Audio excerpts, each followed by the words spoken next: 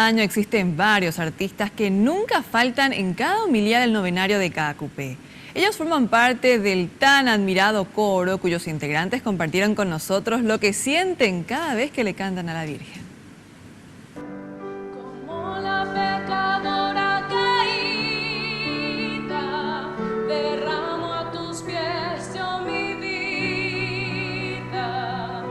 Mira mi corazón y sálvame.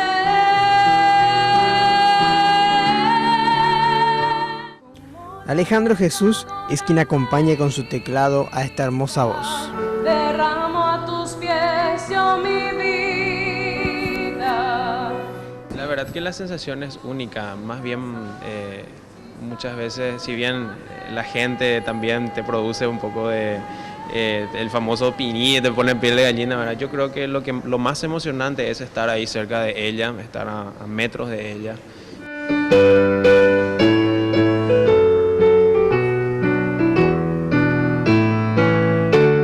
Es algo que siento desde muy pequeñito, ¿verdad? Como bien te decía mi mamá, tuvo muchas complicaciones, de hecho yo casi no nací, entonces creo que le debemos a ella el hecho de que yo esté aquí sentado, ¿verdad? Y más todavía me premió otra vez dándome este talento, ¿verdad? El coro permanente de las misas de cada cupé está compuesto por 57 miembros. La más joven, Paola, de 20 años, dice que es por primera vez corista y siente algo muy especial. Hace mucho que quería entrar, solamente que no me animaba. Me siento contenta, feliz.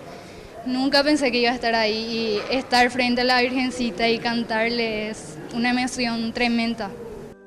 Según el director del coro, el repertorio se renueva constantemente. Y con el grupo hemos ido en una complejidad creciente, ¿verdad? Sí, son canciones que tienen un poquito más complejidad, un poco mejor arregladas, ¿verdad? Y vamos progresando. Los más experimentados aseguran que cada año es un capítulo diferente y tienen la misión de guiar a los más nuevos.